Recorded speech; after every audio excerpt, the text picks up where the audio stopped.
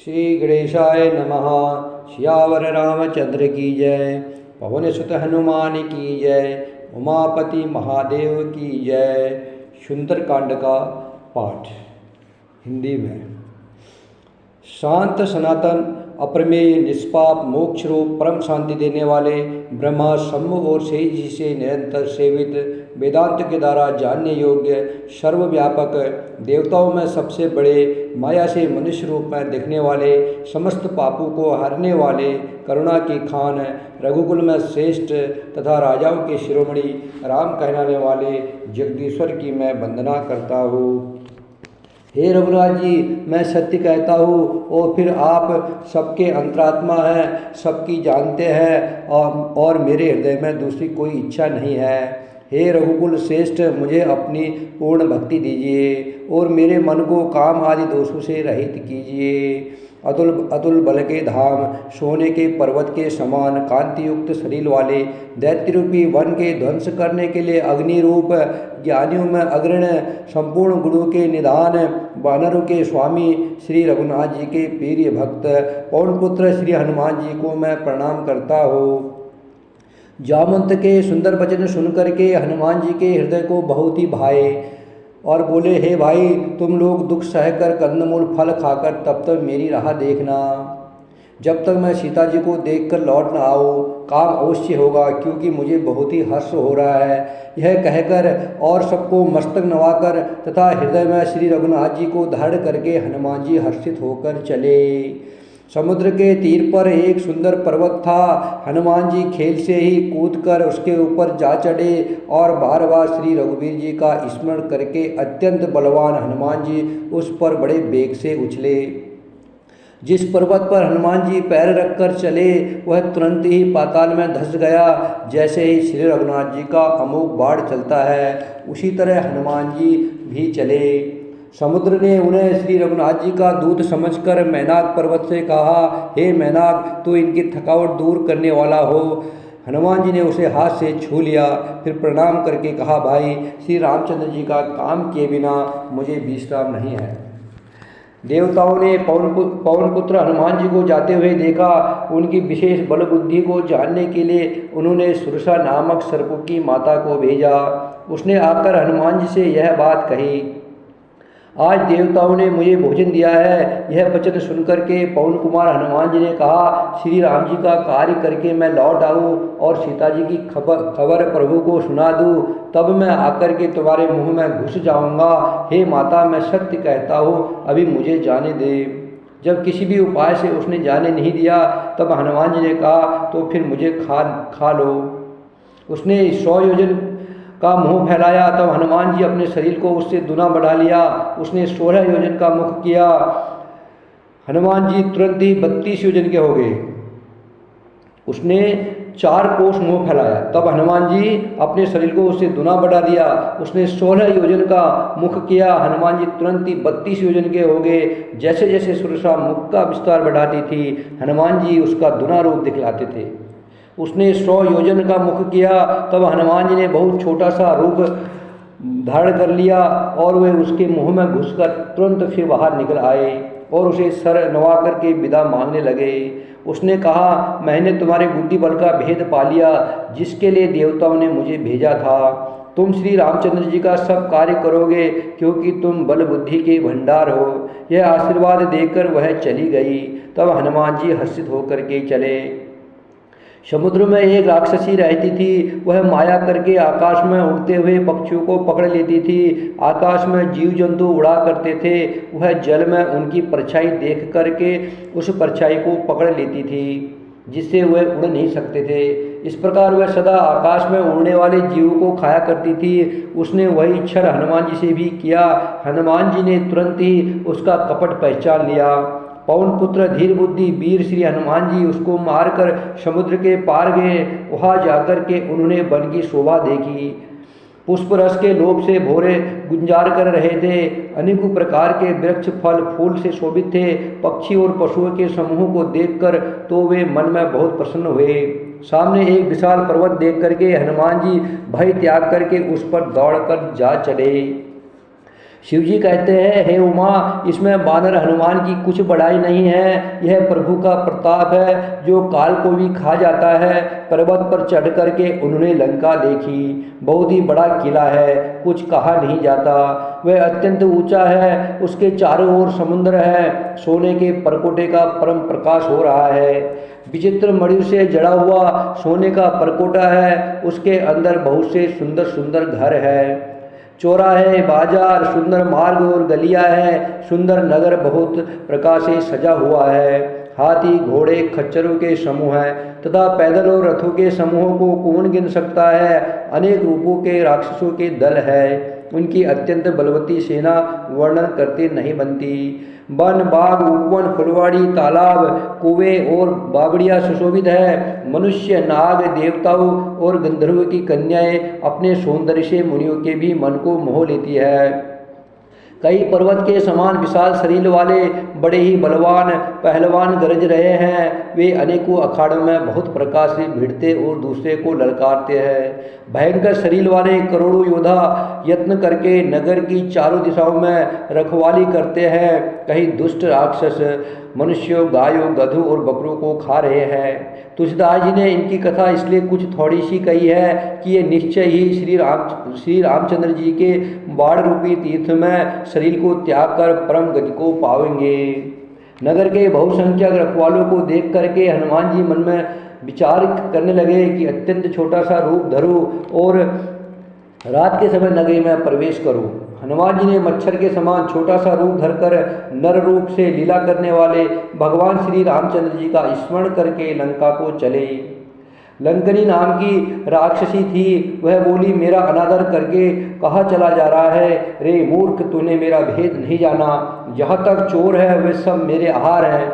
महाकवि हनुमान जी ने उसे एक घूसा मारा जिससे वह खून की उल्टी करती हुई पृथ्वी पर लुढ़क पड़ी। वह लंकनी फिर अपने को संभाल कर उठी और डर के मारे हाथ जोड़ करके विनती करने लगी। रावण को जब ब्रह्मा जी ने वर दिया था तब चलते समय उन्होंने मुझे राक्षसों के विनाश की यह पहचान बता दी थी। जब तू बंदर के मारने से व्याकुल हो जाएगी तब तू राक्षसों का संहार हुआ जान लेना। हे तात, मेरे बड़े पुण्य है जो मैं श्री रामचंद्र जी के दूत को नेत्र से देख पाई। हे तात, स्वर्ग और मोक्ष के सब सुखों को तराजू के एक पड़ले में रखा जाए तो भी वे सब मिलकर के उस सुख के बराबर नहीं हो सकते हैं जो लव मात्र के सत्संग से होता है। अयोध्यापुरी के राजा श्री रघुनाथ जी को हृदय में रखे हुए नगर में प्रवेश करके सब काम कीजिए। उसके लिए विश्व अमृत हो जाता है, शत्रु मित्रता करने लगते हैं, समुद्र गाय के खुर के बराबर हो जाता है, अग्नि में शीतलता आ जाती है और हे गरुड़ जी, सुमेर पर्वत उसके लिए रज के समान हो जाता है जिसे श्री रामचंद्र जी ने एक बार कृपा करके देख लिया। तब हनुमान जी ने बहुत ही छोटा रूप धारण किया और भगवान का स्मरण करके नगर में प्रवेश किया। उन्होंने एक एक महल की खोज की, जहाँ तहाँ असंख्य योद्धा देखे। फिर वे रावण के महल में गए। वह अत्यंत विचित्र था जिसका वर्णन नहीं हो सकता है। महल दिखाई दिया। भगवान का एक अलग मंदिर बना हुआ था। वह महल श्री राम जी के आयुध के चिन्हों से अंकित था। उसकी शोभा वर्णन नहीं की जा सकती। वहाँ नवीन नवीन तुलसी के वृक्ष समूहों को देख करके कपिराज श्री हनुमान जी हर्षित हुए। लंका तो राक्षसों के समूह का निवास स्थान है, यहाँ सज्जन का निवास कहा। हनुमान जी मन में इस प्रकार तर्क करने लगे। उसी समय विभीषण जी जागे। उन्होंने विभीषण जी ने राम नाम का उच्चारण किया। हनुमान जी ने उन्हें सज्जन जाना और हृदय में हर्षित हुए। हनुमान जी ने विचार किया कि इनसे हट करके मैं परिचय करूंगा, क्योंकि साधु से कार्य की हानि नहीं होती है। ब्राह्मण का रूप धर करके हनुमान जी ने उन्हें वचन सुना करके उनके वचन सुनते ही विभीषण जी उठ करके वहाँ आए। प्रणाम करके कुशल पूछी और कहा कि हे ब्राह्मण देव, अपनी कथा समझाकर कहिए। क्या आप हरि भक्तों में से कोई है? क्योंकि आपको देखकर मेरे हृदय में अत्यंत प्रेम उमड़ रहा है। अथवा क्या आप दिनों से प्रेम करने वाले सवै रामचंद्र जी है जो मुझे बड़भागी बनाने के लिए आए हैं? तब हनुमान जी ने सारी व्यथा तब हनुमान जी ने सारी कथा कह करके अपना नाम बताया।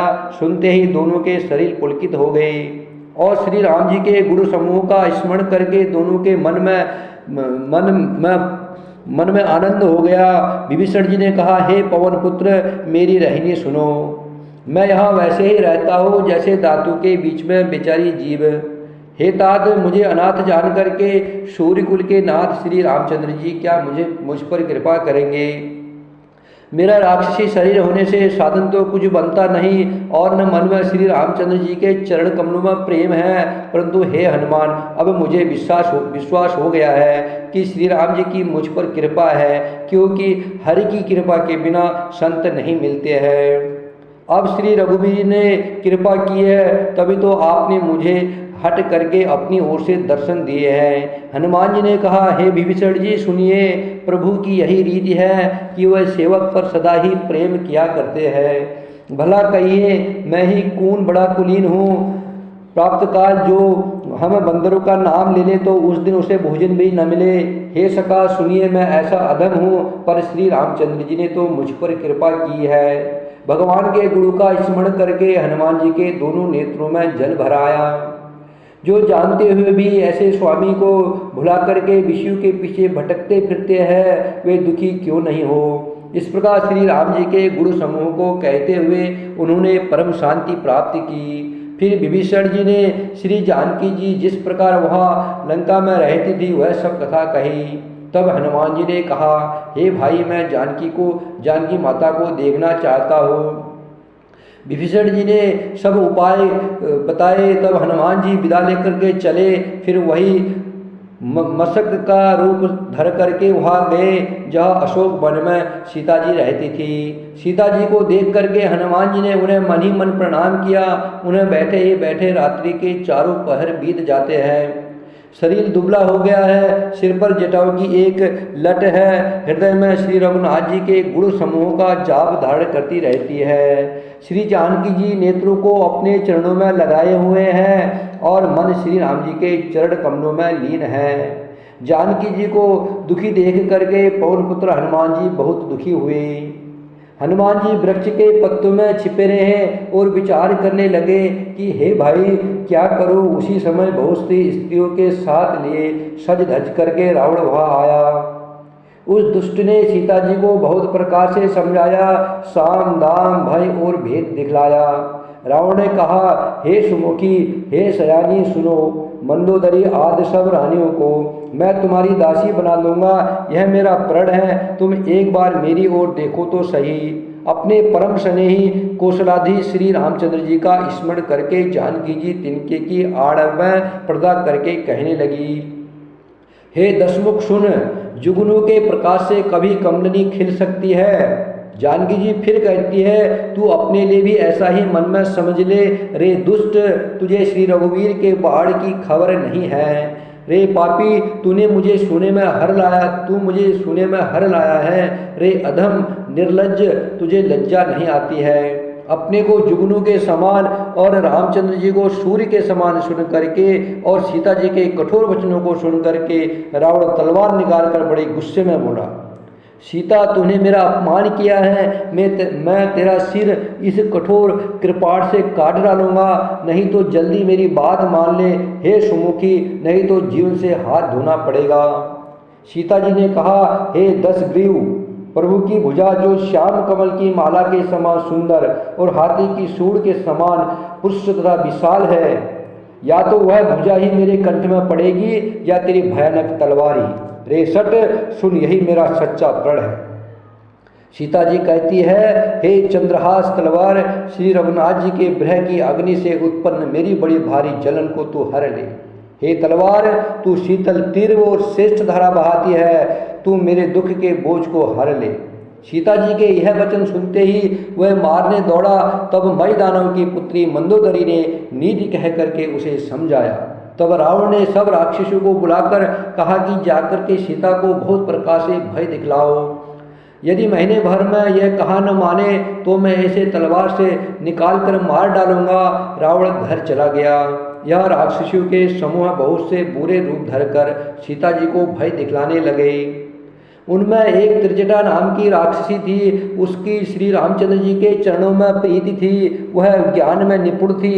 उसने सबको बुला करके अपना स्वप्न सुनाया और कहा, सीता जी की सेवा करके अपना कल्याण कर लो। स्वप्न में मैंने देखा है, एक बंदर ने लंका जला दी है, राक्षसों की सारी सेना मार डाली है, रावण नंगा है और गधे पर सवार है, उसके सिर मुंडे हुए हैं, 20 भुजाएं कटी हुई है। इस प्रकार से वह यमपुरी की दिशा को जा रहा है और मानो लंका विभीषण ने पाई है। नगर में श्री रामचंद्र जी की दुहाई फिर गई। तब प्रभु ने सीता जी को बुला भेजा। मैं पुकार कर निश्चय के साथ कहती हूँ कि यह स्वप्न 4 दिनों बाद सत्य होकर रहेगा। उसके वचन सुनकर के वे सब राक्षसियाँ डर गई और जानकी जी के चरणों पर गिर पड़ी। तब वे जहाँ तहाँ चली गई। सीता जी मन में सोच करने लगी कि 1 महीना बीत जाने पर नीच राक्षस रावण मुझे मारेगा। सीता जी हाथ जोड़ करके त्रिजटा से बोली, हे माता, तू मेरी विपत्ति की संदनी है, जल्दी कोई ऐसा उपाय कर जिससे मैं शरीर छोड़ सकूं। विरह असहाय हो चला है, अब यह सहा नहीं जाता। काठ ला करके चिता बनाकर सजा दे, हे माता, फिर उसमें आग लगा दे। हे सयानी, तू मेरी प्रीति को सत्य कर दे। रावण की सूल के समान दुख देने वाली बाणी कानों से कौन सुने। सीता जी के वचन सुन करके त्रिजटा ने चरण पकड़कर उन्हें समझाया और प्रभु का प्रताप, बल और सुयश सुनाया। हे सुकुमारी, सुन, रात्रि के समय आग नहीं मिलेगी। ऐसा कह करके वह अपने घर चली गई। सीता जी मनी मन कहने लगी, क्या करूं, विधाता ही विपरीत हो गया है। न आग मिलेगी न पीड़ा मिलेगी। आकाश में अंगारे प्रकट दिखाई दे रहे हैं, पर पृथ्वी पर एक भी तारा नहीं आता है। चंद्रमा अग्निमय है, किंतु वह भी मानो मुझे हतभागिनी जान करके आग नहीं बरसाता। हे अशोक वृक्ष, मेरी विनती सुन, मेरा शोक हर ले और अपना अशोक नाम सत्य कर। तेरे नए कोमल पत्ते अग्नि के समान हैं, अग्नि दे, विरह रोग का अंत मत कर।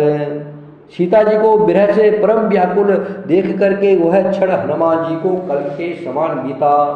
तब हनुमान जी ने हृदय में विचार कर सीता जी के सामने अंगूठी डाल दी, मानो अशोक ने अंगारा दे दिया।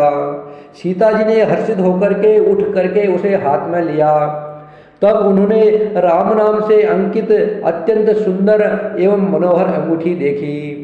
अंगूठी को पहचान करके सीता जी आश्चर्यचकित होकर के उसे देखने लगी और हर्ष और विषाद से हृदय में अकला उठी। वे सोचने लगी, श्री रघुनाथ जी तो सर्वथा अजेय हैं, उन्हें कौन जीत सकता है और माया से ऐसी अंगूठी बनाई नहीं जा सकती है।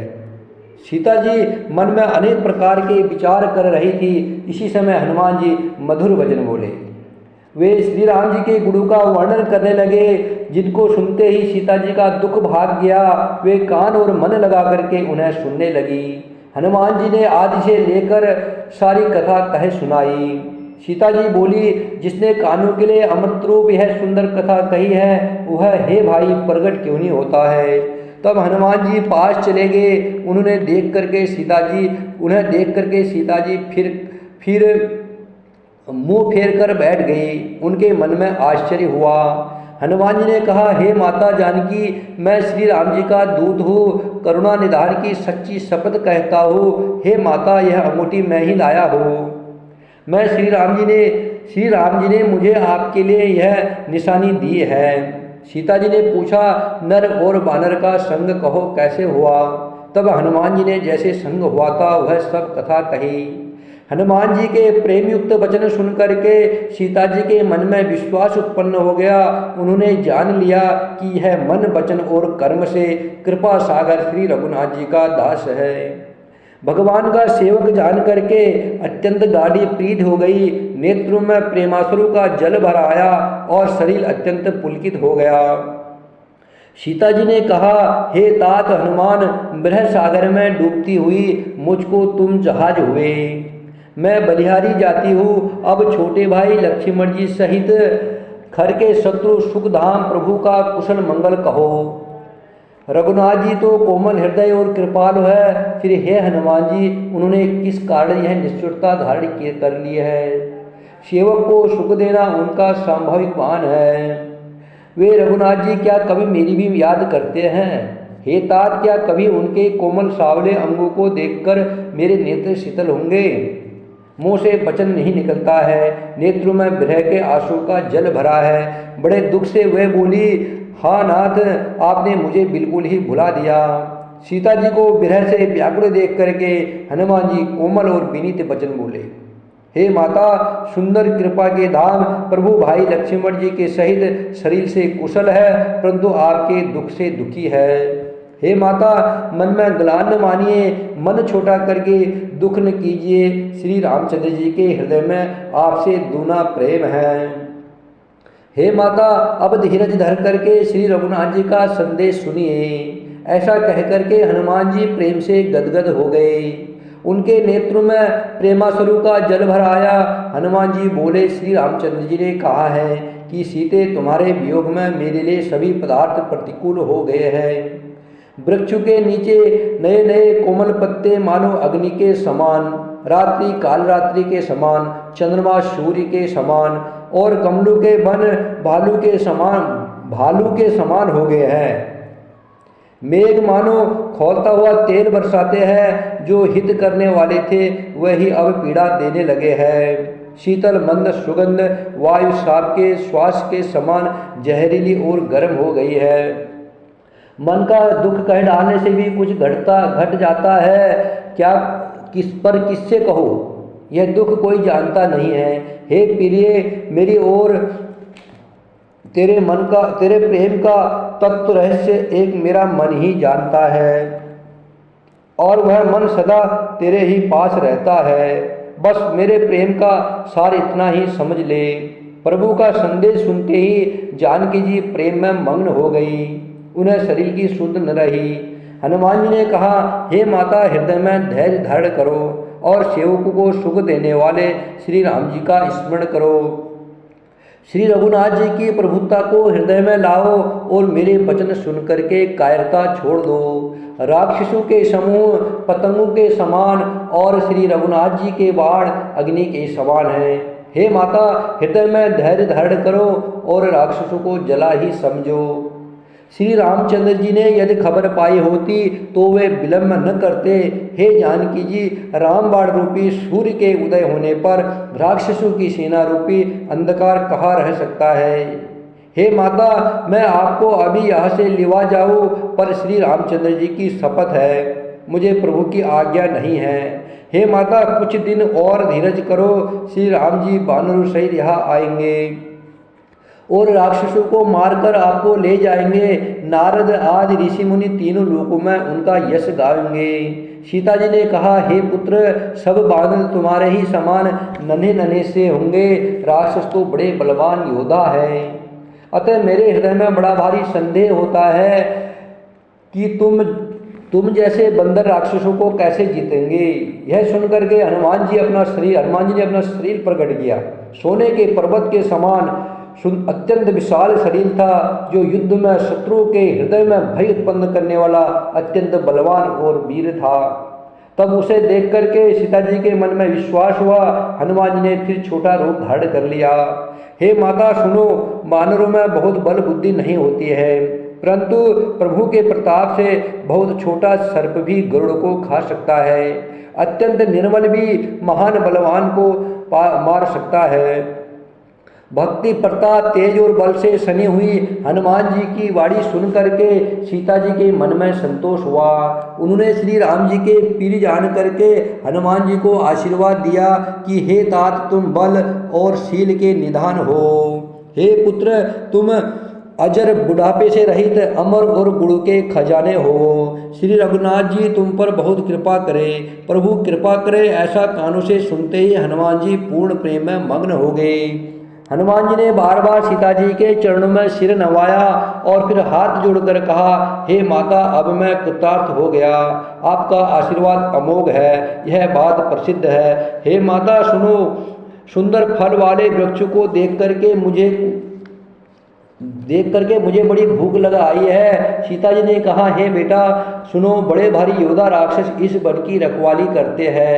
हनुमान जी ने कहा, हे माता, यदि आप मन में सुख माने, प्रसन्न होकर आज्ञा दे तो मुझे उनका भय तो बिल्कुल भी नहीं है। हनुमान जी को बुद्धि और बल में निपुण देख करके जानकी जी ने कहा, जाओ हे तात, श्री रघुनाथ जी के चरणों को हृदय में धारण करके मीठे फल खाओ।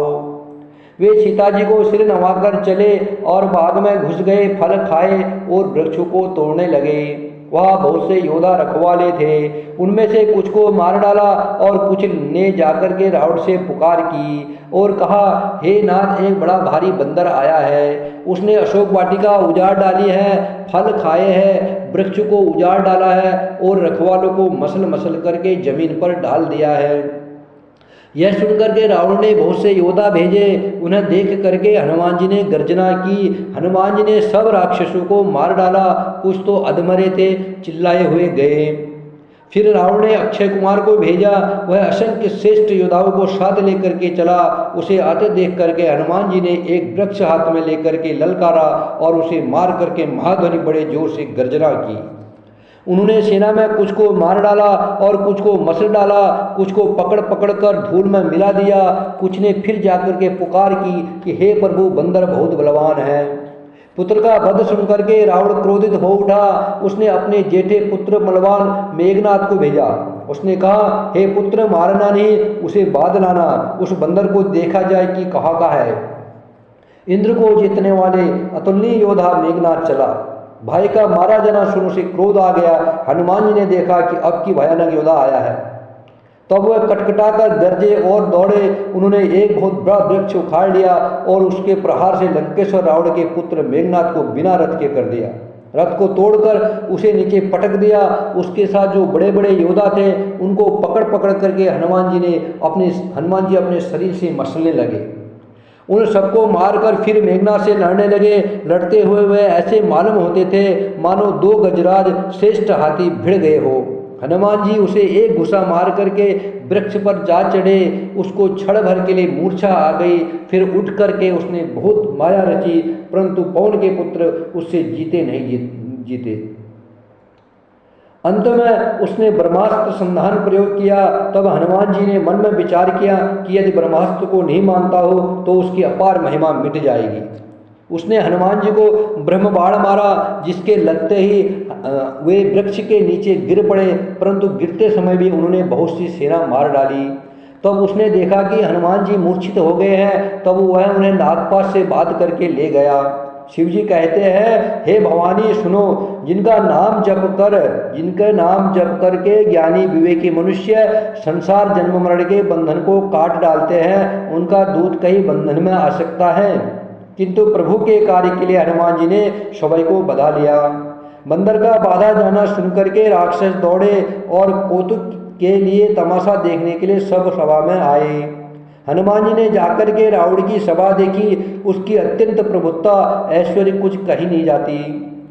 देवता और दिक्पाल हाथ जोड़े बड़ी नम्रता के साथ भयभीत हुए। सब रावण की तरफ ताक रहे थे, उसका रुख देख रहे थे। उसका ऐसा प्रताप देख करके हनुमान जी के मन में जरा भी डर नहीं हुआ। वे ऐसे निशंक खड़े रहे जैसे सर्पों के समूह में गरुड़ निशंक निर्भय रहते हैं। हनुमान जी को देख करके रावण दुर्वचन कहता हुआ खूब हंसा। फिर पुत्रवध का स्मरण किया तो उसके हृदय में विषाद उत्पन्न हो गया। लंकापति रावण ने कहा, रे बानर, तू कौन है? किसके बल पर तूने वन को उजाड़ कर नष्ट कर डाला है? क्या तूने कभी मुझे मेरा नाम और यश कान से नहीं सुना?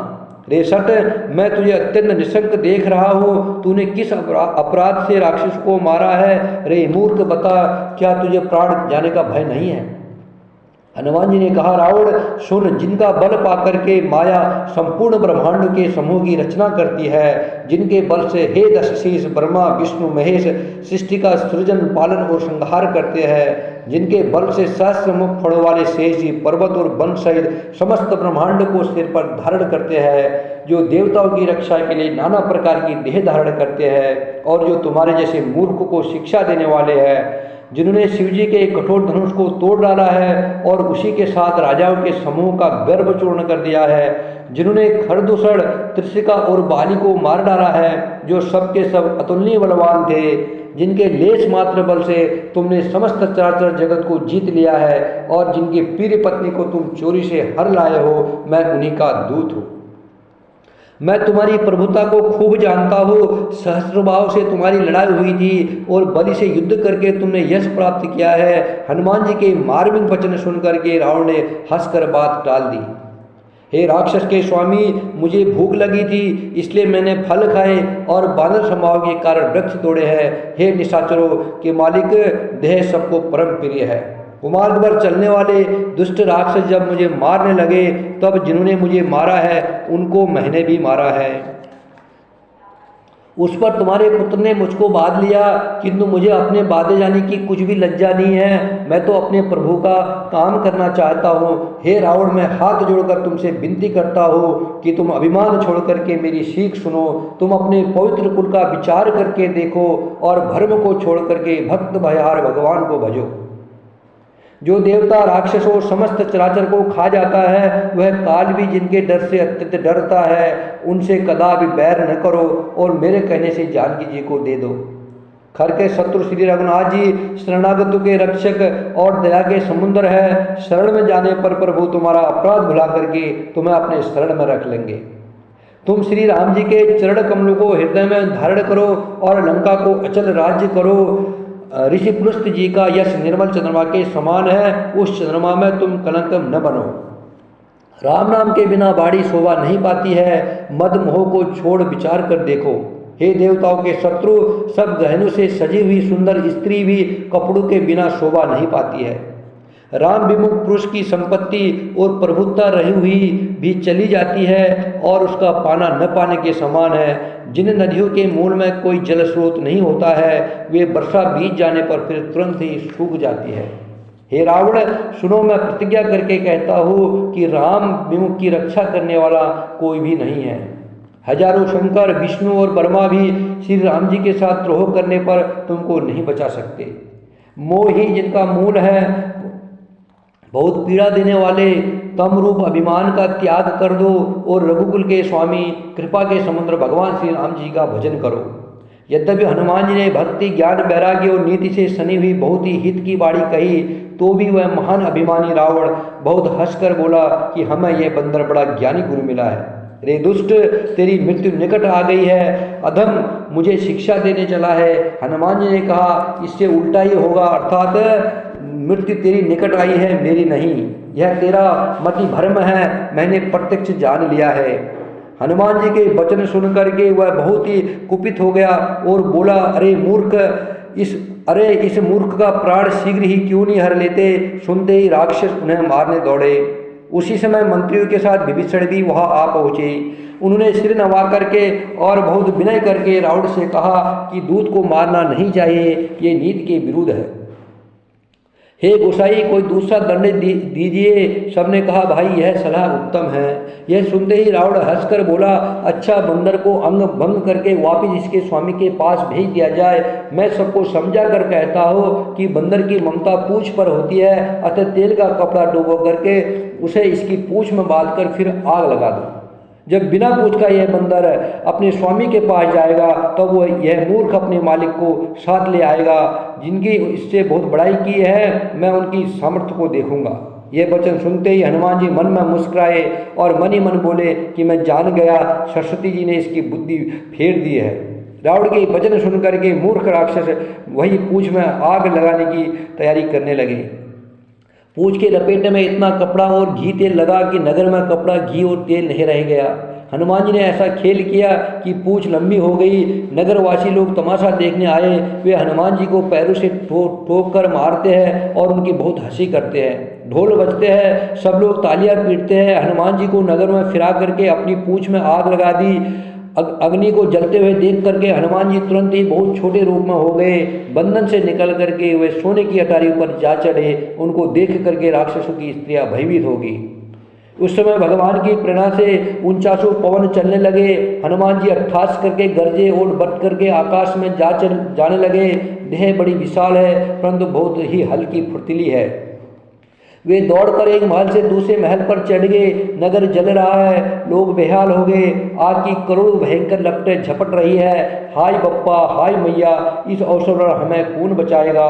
चारों तरफ यह पुकार सुनाई पड़ रही है, हमने तो पहले ही कहा था कि ये बानर नहीं है, बानर का रूप धरे कोई देवता है। साधु के अपमान का यह फल है कि नगर अनाथ नगर की तरह जल रहा है। हनुमान जी ने एक ही क्षण में सारा नगर जला डाला, एक विभीषण का घर नहीं जलाया। शिव जी कहते हैं, हे पार्वती, जिन्होंने अग्नि को बनाया है हनुमान जी उन्हीं के दूत है, इसी कारण वे अग्नि से नहीं जले। हनुमान जी ने उलट पलट करके सारी लंका जला दी। फिर वे समुद्र में कूद पड़े। पूछ बुझा करके, थकावट दूर करके और फिर छोटा सा रूप धारण करके हनुमान जी श्री जानकी जी के सामने हाथ जोड़ करके जा खड़े हुए। हनुमान जी ने कहा, हे माता, मुझे कोई पहचान दीजिए जैसे भगवान राम जी ने मुझे दिया था। तब सीता जी ने चूड़ामणि उतार करके दी। हनुमान जी ने उसको हर्षपूर्वक ले लिया। जानकी जी ने कहा, हे तात, मेरा प्रणाम निवेदन करना और इस प्रकार कहना कि हे प्रभु, यद्यपि आप सब प्रकार से पूर्ण काम हैं और दीनों दीन दुखियों पर दया करना आपका विरध है और मैं दीन हूँ, अतः उस विरध को याद करके हे नाथ मेरी भारे संकट को दूर कीजिए। हे तात, इंद्रपुत्र जयंती की कथा सुनाना और प्रभु को उनके बाढ़ का प्रताप समझाना। यदि महीने भर में नाथ न आए तो मुझे जीते नहीं पाएंगे। हे हनुमान, कहो मैं किस प्रकार प्राण रखूं। हे तात, तुम भी अब जाने को कह रहे हो। तुमको देख करके छाती ठंडी हुई थी। फिर मुझे वही दिन और वही रात। हनुमान जी ने जानकी जी को समझा करके बहुत प्रकार से धीरज दिया और उनके चरण कमलों में सिर नवा करके श्री राम जी के पास गमन किया। चलते समय उन्होंने महाध्वनि से भारी गर्जन किया, जिसे सुनकर के राक्षसों की स्त्रियों के गर्भ गिरने लगे। समुद्र लाद करके वह इस पार आए और उन्होंने बानर को किलकिला शब्द सुनाया। हनुमान जी को देखकर सब हर्षित हो गए और तब बानरों ने अपना नया जन्म समझा। हनुमान जी का मुख प्रसन्न और शरीर में तेज विराजमान है, जिससे उन्होंने समझ लिया कि ये श्री रामचंद्र जी का कार्य कर आए। सब हनुमान जी से मिले और बहुत ही सुखी हुए, जैसे तड़पती हुई मछली को जल मिल गया है। सब हर्षित हो गए और नए नए इतिहास पूछते कहते हुए श्री रघुनाथ जी के पास चले।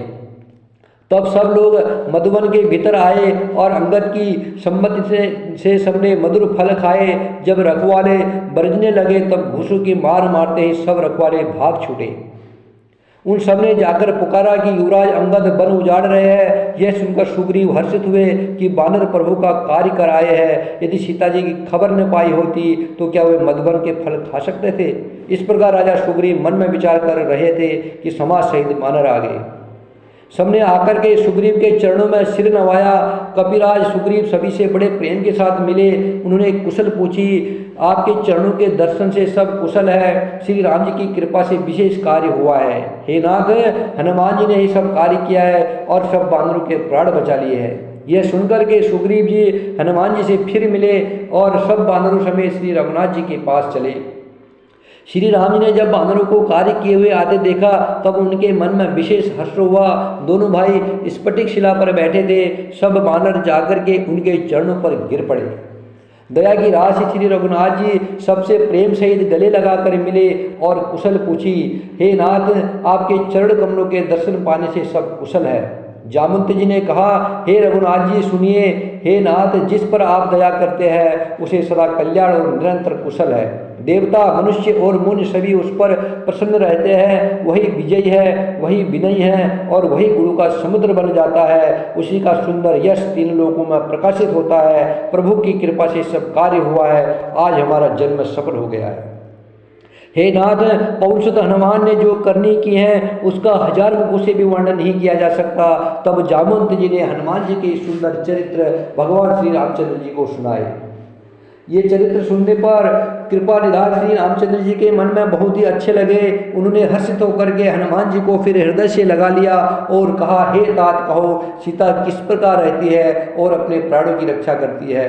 हनुमान जी ने कहा, आपका नाम रात दिन पहरा देने वाला है। आपका ध्यान ही किवाड़ है। नेत्र को अपने चरणों में लगाए रहती है, यही ताला है। फिर प्राण जाए तो किस मार्ग से। चलते समय उन्होंने मुझे चूड़ामणि उतार कर दी है। श्री रघुनाथ जी ने उसे लेकर के हृदय से लगा लिया। हे नाथ, दोनों नेत्रों में जल भर करके जानकी जी जी ने मुझसे कुछ वचन कहे।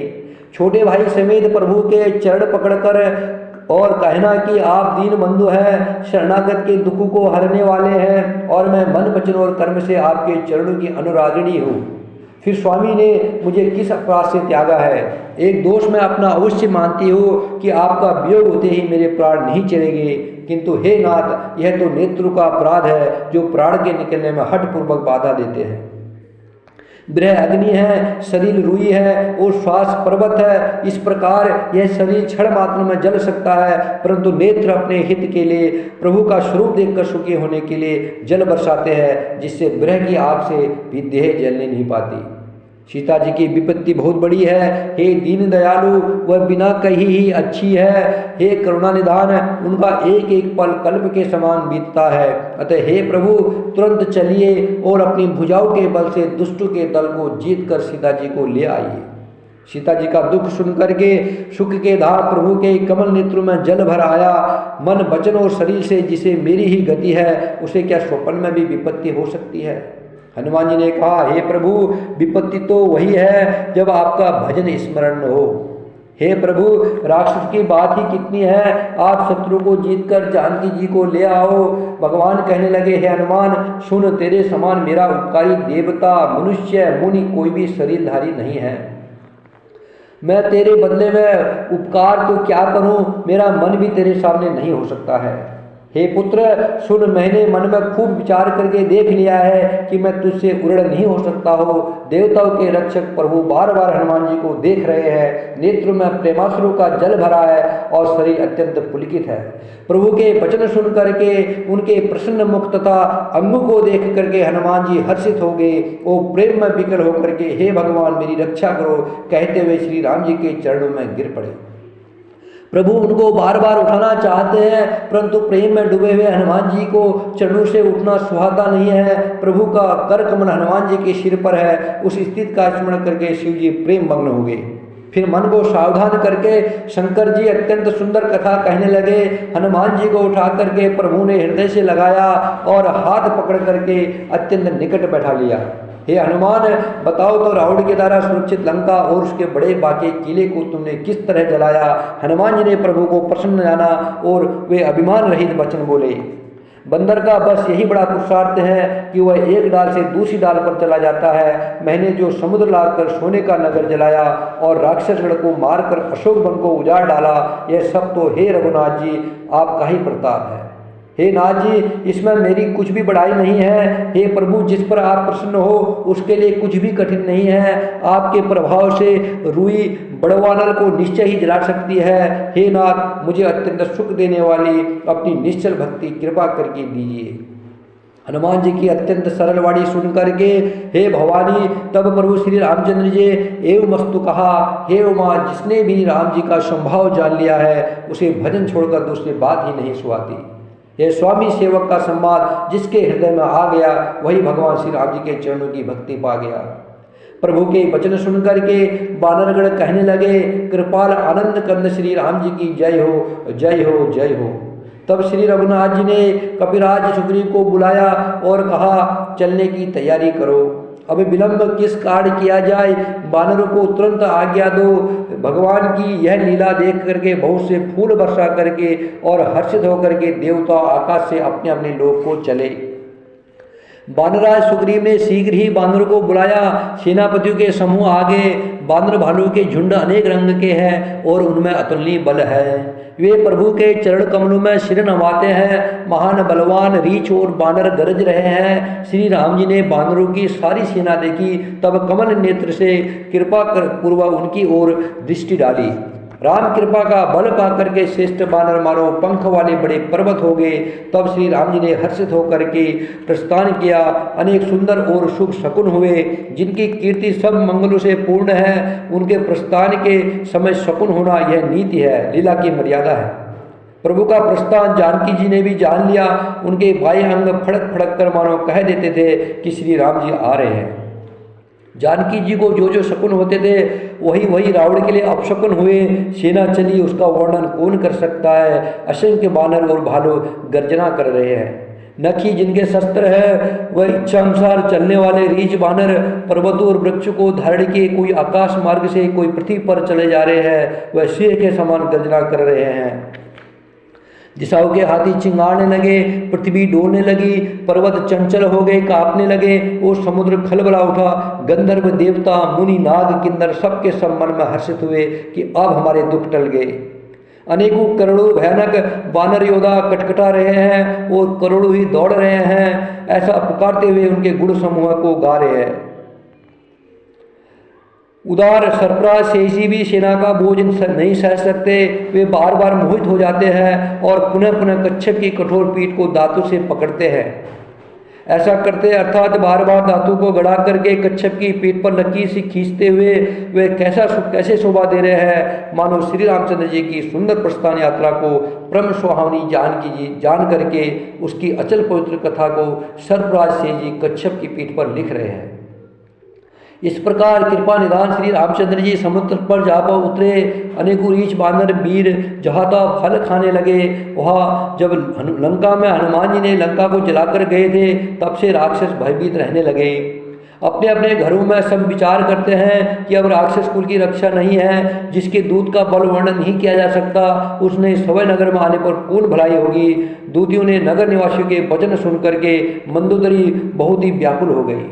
वह एकांत में हाथ जोड़ करके रावण के चरणों में लगी और नीत रस में पगी हुई वाणी बोली, हे प्रियतम, श्री हरि से विरोध छोड़ दीजिए। मैंने कहने को अत्यंत हित कर जानकर हृदय में धारण कीजिए। जिनके दूत की करने का विचार करते ही राक्षस के स्त्रियों के गर्भ गिर जाते हैं। हे प्यारे स्वामी, यदि भला चाहते हो तो अपने मंत्री को बुला करके उसके साथ उनकी स्त्री को भेज दीजिए।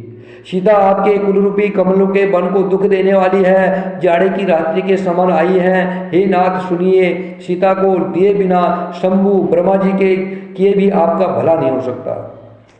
श्री राम जी के बाण सर्पों के समूह के समान है और राक्षसों के समूह मेढक के समान है। जब तक वह इन्हें दृष्ट नहीं लेते हैं, तब तक हट छोड़कर उपाय कर लीजिए। मूर्ख और जगत प्रसिद्ध अभिमानी रावण कानू से उसकी वाणी सुनकर खूब हंसा और बोला, स्त्रियों का स्वभाव सचमुच ही बहुत डरपोक होता है। मंगल में भी भय करती हो। तुम्हारा मन बहुत ही कच्चा कमजोर है। यदि बानरों की सेना आएगी तो बेचारे राक्षसों से खाकर अपना जीवन निर्वाह करेंगे। लोकपाल भी जिसके डर से कांपते हैं, उसकी स्त्री डरती हो, यह बड़ी हंसी की बात है। रावण ने ऐसा कह करके हंस करके उसे हृदय से लगा लिया और ममता बढ़ा करके वह सभा में चला गया। मंदोदरी हृदय में चिंता करने लगी कि अब पति पर विधाता प्रतिकूल हो गए हैं। जो ही वह सभा में जाकर बैठा, उसने ऐसी खबर पाई कि शत्रु की सारी सेना समुद्र के पार आ गई है। उसने मंत्री से पूछा कि उचित सलाह कहिए। तब वे सब हंसे और बोले कि चुप किए रहिए। आपने देवता और राक्षसों को जीत लिया, तब तो कुछ शर्म ही नहीं हुआ, फिर मनुष्य और बानर किस गिनती में है। मंत्री वैद गुरु ये तीनों भैया लाभ की आशा से पीर बोलते हैं तो राज्य शरीर और धर्म इन तीनों का शीघ्र ही नाश हो जाता है। रावण के लिए भी वही संयोग आ बना है। मंत्री उसे सुना कर स्तुति कर रहे हैं। अवसर जान करके विभीषण आए, उन्होंने बड़े भाई के चरणों में सिर नवाया। फिर वह सिर नवाकर अपने आसन पर बैठ गए और आज्ञा पाकर ये वचन बोले, हे कृपाल, जब आपने मुझसे बात पूछ रहे हो तो मैं अपनी बुद्धि के अनुसार आपके हित की बात कहता हूँ। जो मनुष्य अपना कल्याण, सुंदर यश, सुबुद्धि, शुभ गति और नाना प्रकार के सुख चाहता है, वह हे स्वामी परिस्त्री के ललाट की चौथ के चंद्रमा की तरह त्याग दे। 14 भुवनों का एक ही स्वामी हो, वह भी जीव से बैर करके ठहर नहीं सकता है। जो मनुष्य गुरु का समुद्र और चतुर हो, उसे चाहे थोड़ा ही लोभ क्यों न हो तो भी कोई भला नहीं कहता है। हे नाथ, काम, क्रोध, मद, लोभ ये सब नरक के रास्ते हैं। इन सब को छोड़ करके श्री रामचंद्र जी को भजिए, जिन्हें संत सत्पुरुष भजते हैं। हे तात, राम मनुष्य के राजा नहीं है, वे समस्त लोगों के स्वामी और काल के भी काल है। वे संपूर्ण ऐश्वर्य, यश, श्री, धर्म, वैराग्य और ज्ञान का भंडार भगवान है। वे निरामय, विकार रहित, अजन्मा, व्यापक, अजेय, अनादि और अनंत ब्रह्मा है। उनकी कृपा के समुद्र भगवान ने उन कृपा के समुद्र भगवान ने पृथ्वी, ब्राह्मण, गाय और देवताओं का हित करने के लिए मनुष्य शरीर धारण किया है। हे भाई सुनिए, वे सेवक को आनंद देने वाले, दुष्टों के समूह का नाश करने वाले, वेद तथा धर्म की रक्षा करने वाले, बैर त्याग कर उन्हें मस्तक नवाइए, वह भगवान राम जी शरणागत का दुख नाश करने वाले। हे नाथ, उन प्रभु सर्वेश्वर को जानकी जी दे दीजिए और बिना ही कारण स्नेह करने वाले श्री राम जी को भजिए। जिसे संपूर्ण जगत से द्रोह करने का पाप लगा है, शरण में जाने पर प्रभु उसका भी त्याग नहीं करते हैं। जिनका नाम तीनों तापों का नाश करने वाला है, वही प्रभु भगवान मनुष्य रूप में प्रकट हुए। हे रावण, हृदय में यह समझ लीजिए, हे दशशीष, मैं बार बार आपके चरण लगता हूँ और विनती करता हूँ कि मान, मोह और मत का त्याग कर आप कौशलपति श्री राम जी का भजन कीजिए। मुनि पुलस्त्य जी ने अपने शिष्य के हाथ यह बात कहला भेजी है। हे तात, सुंदर अवसर पाकर के मैंने तुरंत ही वो बात प्रभु आपसे कह दी है। माल्यवान नाम का एक बहुत ही बुद्धिमान मंत्री था, उसने उन विभीषण के वचन सुनकर बहुत सुख माना और कहा, हे तात, आपके छोटे भाई नीति विभूषण, नीति को भूषण रूप में धारण करने वाले अर्थात नीतिमान है विभीषण, जो कुछ कह रहे हैं उसे हृदय में धारण कर लीजिए। रावण ने कहा, ये दोनों मूर्ख शत्रु की महिमा बखान कर रहे हैं, यहाँ कोई है, इन्हें दूर करो। तब माल्यवान तो घर लौट आया और विभीषण जी हाथ जोड़कर फिर कहने लगे, हे नाथ, पुराण और वेद ऐसा कहते हैं कि सुबुद्धि अच्छी बुद्धि और कुबुद्धि छोटी बुद्धि सबके हृदय में रहती है। जहाँ सुबुद्धि है वहाँ नाना प्रकार की संपदाएं हैं, सुख की स्थिति रहती है, और जहाँ कुबुद्धि है वहाँ परिणाम में विपत्ति दुख रहता है। आपके हृदय में उल्टी बुद्धि आवश्यक है, इसी से आप हित को अहित और शत्रु को मित्र मान रहे हैं, जो राक्षस कुल के लिए काल रात्रि के समान है। उन सीता पर आपकी बड़ी प्रीति है। हे तात, मैं चरण पकड़ करके आपसे भीख मांगता हूँ, विनती करता हूँ कि आप मेरा दुलार रखिए, मुझे बालक के आग्रह को स्नेह पूर्वक स्वीकार कीजिए। श्री राम जी को सीता जी दे दीजिए, जिससे आपका अहित न हो। विभीषण ने पंडितों, पुराणों, वेदों द्वारा समस्त अनुमोदित वाणी से नीति बखान कर कही, पर उसे सुनते ही रावण क्रोधित हो उठा और बोला, रे दुष्ट, अब मूर्ति तेरे निकट आ गई है। अरे मूर्ख, तू जीता तो है, सदा मेरे जिलाया हुआ अर्थात मेरे ही अन्न से पल रहा है, पर हे मूढ़ पक्ष, तुझे शत्रु का ही अच्छा लगता है। अरे दुष्ट, बता न जगत में ऐसा कौन है जिसे मैंने अपनी भुजाओं के बल से न जीता हो। मेरे नगर में रहकर प्रेम करता है तपस्वियों पर, मूर्ख उन्हीं से जा मिल और उन्हीं को नीति बता। ऐसा कह करके रावण ने उन्हें लात मारी है, परंतु छोटे भाई विभीषण ने मारने पर भी बार बार उनके चरण ही पकड़े।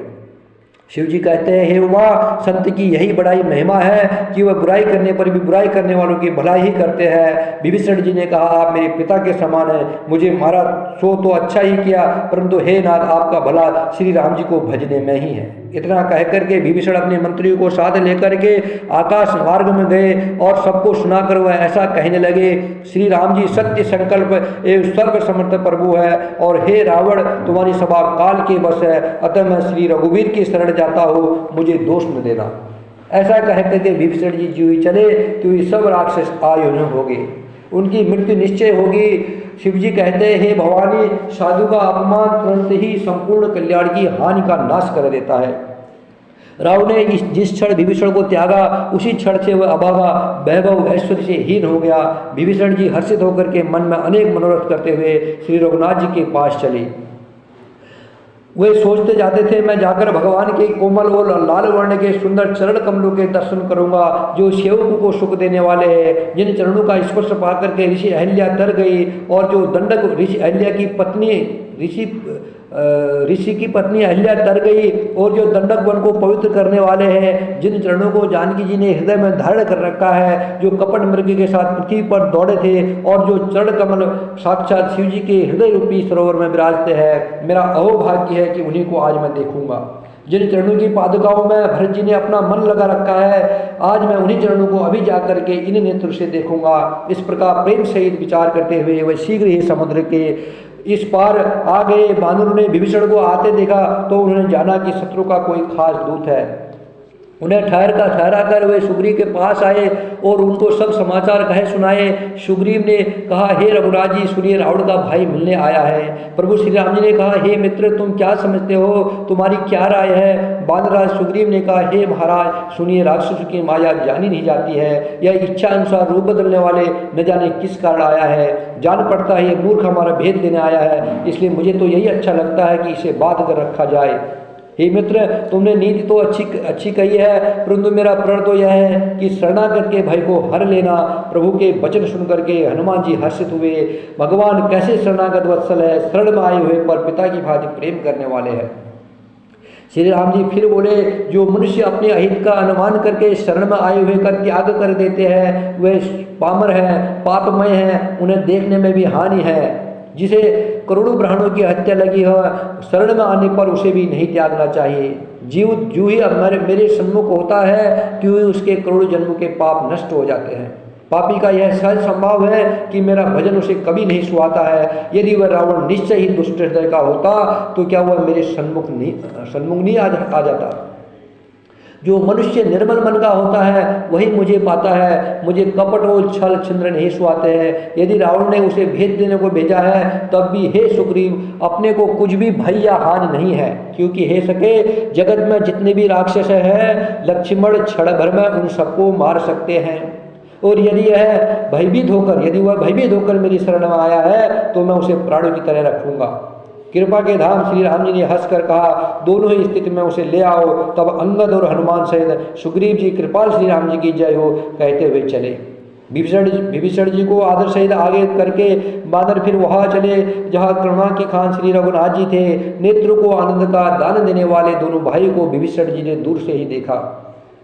फिर शोभा के धाम श्री राम जी को देख करके वह पलक रोक करके एकटक देखते रह गए। भगवान की विशाल भुजाएं है, लाल कमल के समान नेत्र है और शरणागत के भय का नाश करने वाला सांवला शरीर है। शेह के से कंधे हैं, विशाल चौड़ी छाती अत्यंत शोभा दे रही है। असंख्य कामदेवों के मन को मोहित करने वाला मुख है। भगवान के स्वरूप को देख करके विभीषण जी के नेत्रों में जल भर आया और शरीर अत्यंत पुलकित हो गया। फिर मन में धीरज धर करके उन्होंने कोमल वचन कहे, हे नाथ, मैं दशमुख रावण का भाई हूँ। हे देवताओं के रक्षक, मेरा जन्म राक्षस कुल में हुआ है। मेरा तामसी शरीर है, तामसी शरीर स्वभाव से ही मुझे पाप प्रिय है। जैसे उल्लू को अंधकार पर सहज स्नेह होता है। मैं कानों से आपका श्वेत सुनकर आया हूँ कि प्रभु भव जन्म मरण के भय का नाश करने वाले हैं। हे दुखियों का दुख दूर करने वाले और शरणागतों को सुख देने वाले श्री रघुवीर जी, मेरी रक्षा कीजिए। प्रभु ने उन्हें ऐसा कह करके दंडवत करते देखा तो वे अत्यंत हर्षित होकर के तुरंत उठे। विभीषण जी के दीन वचन सुनने पर प्रभु के मन को बहुत ही भाए। उन्होंने अपनी विशाल भुजाओं से पकड़ करके उनको हृदय से लगा लिया। छोटे भाई लक्ष्मण जी सहित गले मिलकर के उनको अपने पास बैठा करके श्री राम जी भक्तों के भय को हरने वाले वचन बोले, हे लंकेश, परिवार सहित अपनी कुशल कहो। तुम्हारा निवास बुरी जगह पर है, दिन रात दुष्टों की मंडली में बसते हो। ऐसी दशा में हे सके तुम्हारा धर्म किस प्रकार निभाता है, मैं तुम्हारी सब रीति आचार विहार जानता हूँ। तुम अत्यंत नीति निपुण हो, तुम्हें अनीति नहीं सुहाती है। हे तात, नरक में भी रहना अच्छा है, परंतु विधाता दुष्ट का संग न दे। विभीषण जी ने कहा, हे रघुनाथ जी, अब आपके चरणों का दर्शन कर कुशल से हूँ। जो आपने अपना सेवक जानकर मुझ पर कृपा की है, तब तक जीवन की कुशल नहीं है और न स्वप्न में भी उसके मन को शांति है। तब तक वह शोक के घर काम विषय कामना को छोड़कर श्री राम जी को नहीं बचता है। लोभ, मोह, मत्सर, डाह, मद और मान आदि अनेकों दुष्ट तभी तक हृदय में बसते हैं जब तक कि धनुष और बाण और कमर में तरकस धाड़ के वे रघुनाथ जी हृदय में नहीं बसते हैं। ममता पूर्ण अंधेरी रात है, जो रात द्वेष रूपी उल्लू को सुख देने वाली है। वह ममता रूपी रात्रि तभी तक जीव के मन में बसती है जब तक प्रभु आपका प्रताप रूपी सूर्य उदय नहीं होता है। हे श्री राम जी, आपके चरण कमल के दर्शन कर अब मैं कुशल से हूँ। मेरे भारी भय मिट गए। हे कृपाल, आप जिस पर अनुकूल होते हैं उसे तीनों प्रकार के आध्यात्मिक, आदि देविक और आदि भौतिक ताप नहीं व्यापते हैं। मैं अत्यंत नीच स्वभाव का राक्षस हूँ। मैंने कभी शुभ आचरण नहीं किया, जिनका रूप मुनियों के भी ध्यान में नहीं आता है। उन प्रभु ने स्वयं हर्षित होकर के मुझे हृदय से लगा लिया है। हे कृपा और सुख के पुण्य श्री राम जी, मेरा अत्यंत असीम सौभाग्य है जो मैंने ब्रह्मा और शिव जी के द्वारा सेवित युगल चरण कमलों को अपने नेत्र से देखा है। श्री राम जी ने कहा, हे सखा, मैं तुम्हें अपना स्वभाव कहता हूँ, जिसे काकभूषण जी, शिव जी और पार्वती जी भी जानते हैं। कोई मनुष्य संपूर्ण जड़ चेतन जगत का द्रोही हो, यदि वह भी भयभीत होकर के मेरी शरण तक आ जाए और मद मोह तथा नाना प्रकार के छल कपट त्याग दे, तो मैं उसे बहुत शीघ्र साधु के समान कर देता हूँ। माता पिता भाई पुत्र स्त्री शरीर धन घर मित्र और परिवार, इन सबके ममत्व रूपी तागों को बटोर कर और उन सबकी एक डोरी बट करके इसके द्वारा जो अपने मन को मेरे चरणों में बांध देता है, सारे सांसारिक संबंधों का केंद्र मुझे मना लेता है, जो समदर्शी है, जिसे कुछ इच्छा नहीं है और जिसके मन में हर्ष और शोक और भय नहीं है, ऐसे सज्जन मेरे हृदय में कैसे बसता है, जैसे धोबी के हृदय में धन बसा करता है। तुम सदके संत ही मुझे प्रिय है, मैं और किसी के निहोरे से कृतज्ञ वश देह धारण नहीं करता। जो सगुण भगवान के उपासक है, दूसरे के हित में लगे रहते हैं, नीति और नियमों में दृढ़ है और जिन्हें ब्राह्मण के चरणों में प्रेम है, वे मनुष्य मेरे प्राणों के समान प्रिय है। हे लंकापति सुनो, तुम्हारे अंदर उपयुक्त सब गुण है, इससे तुम मुझे अत्यंत प्रिय हो। श्री राम जी के वचन सुनकर सब बानरों के समूह में कहने लगे, कृपा के समुद्र श्री राम जी की जय हो। प्रभु की वाणी सुनते ही और उसे कानों के लिए अमृत जान करके विभीषण जी अघाते नहीं है, वह बार बार श्री राम जी के चरण कमलों को पकड़ते हैं। अपार प्रेम है, हृदय में समाता नहीं है। विभीषण जी ने कहा, हे देव चराचर जगत के स्वामी, हे शरणागत के रक्षक, हे सबके हृदय की भीतर की जानने वाले, सुनिए। मेरे हृदय में पहले कुछ वासना थी, वह प्रभु के चरणों की प्रीत रूपी नदी में बह गई है। अब तो हे कृपालु शिव जी के मन को सदैव प्रिय लगने वाली अपनी पवित्र भक्ति मुझे दीजिए। एवं वस्तु